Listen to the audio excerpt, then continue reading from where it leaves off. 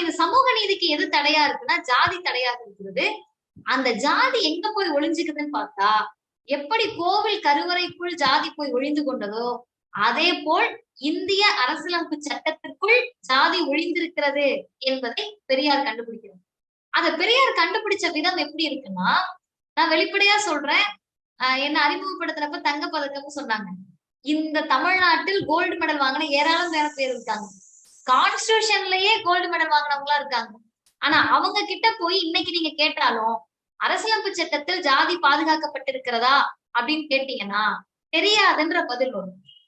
அதுவே கொஞ்சம் பெரியார் மீது வெறுப்பா இருக்கவங்களா இருந்தா எங்க காட்டுங்க பாப்போம், எந்த இடத்துல இருக்குன்னு பாப்போம் என்று கேட்பார்கள்.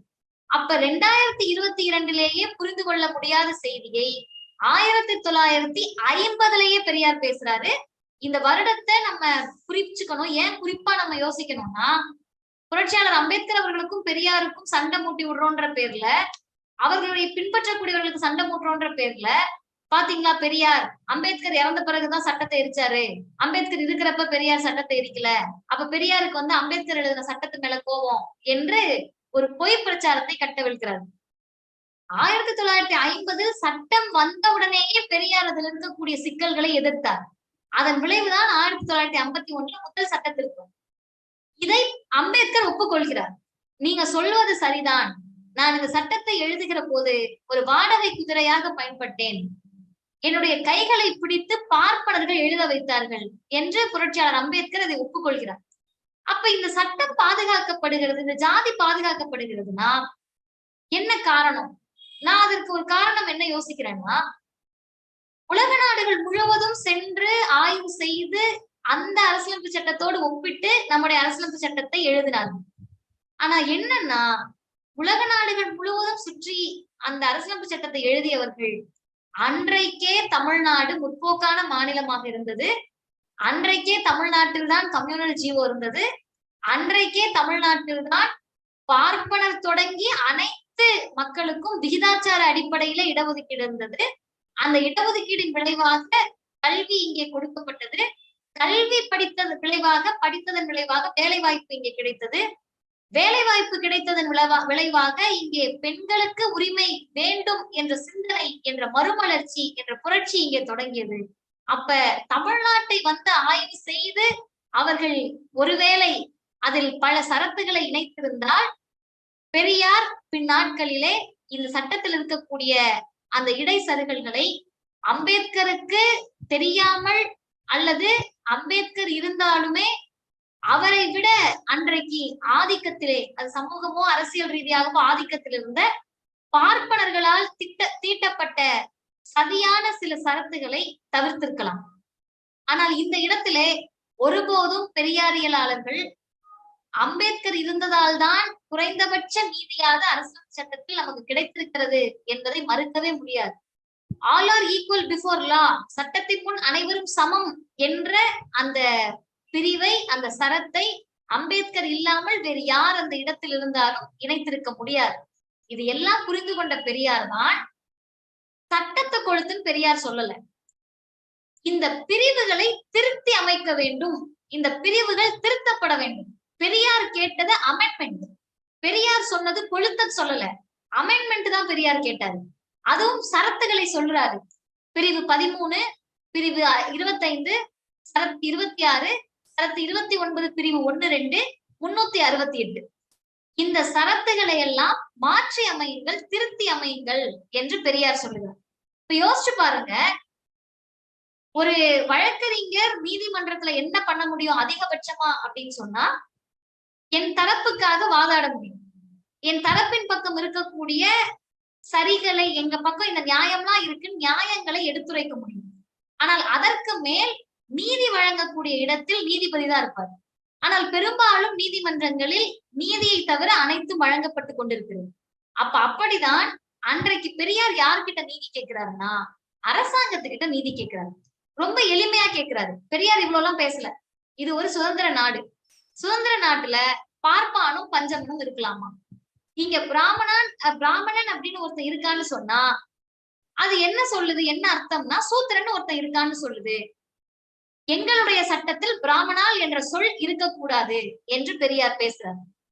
இத பேசிக்கிட்டு இருக்கப்போ பெரியாருக்கு வந்த நெருக்கடிகள் என்ன, அதை ஒரு வழக்கறிஞராக இருந்து பெரியார் எப்படி எதிர்கொண்டார் அப்படின்னா, அன்றைய பிரதமர் நேரு 13ஆம் தேதி எங்க வராருன்னா 1957ல திருச்சிக்கு வராரு.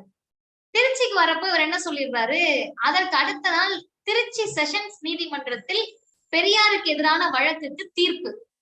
ஆனா இவர் 12ஆம் தேதி வந்து நேரு என்ன பேசிட்டு போயிடுறாருன்னா, இந்த மாதிரி திராவிடர் கழகத்துக்காரவங்களும் இல்ல திராவிடர் கழகத்தில் இருக்கக்கூடிய மெம்பர்களும் அரசியலமைப்பு சட்டத்தை எதிர்த்தால், அரசியலமைப்பு சட்டத்தை பற்றி பேசினால், இந்த சட்டத்திற்கு அடிபணிந்து எங்களுக்கு அடிபணிந்து இருந்ததா இருங்க, அப்படி இல்லைன்னு சொன்னா நீங்க மூட்டை முடிச்ச எடுத்துக்கிட்டு கிளம்பலாம், உங்களை நாங்க ஜெயில போடுவோம், பைத்தியக்காரத்தனமா இருக்கு பெரியாருடைய பேச்சு என்று நேரு பேசுகிறார். 12ஆம் தேதி நேரு பேசுகிறார். 14ஆம் தேதி செஷன்ஸ் நீதிமன்றத்தில் பெரியாருக்கு எதிரான வழக்குக்கு தீர்ப்பு. இடையில் ஒரு நாள் தான் இருக்கு. அந்த ஒரு நாள்ல பெரியார் என்ன பண்றாருன்னா, தொலைபேசியிலேயே அழைத்து சென்னையில ஒரு கூட்டம் போடுங்கன்றாரு.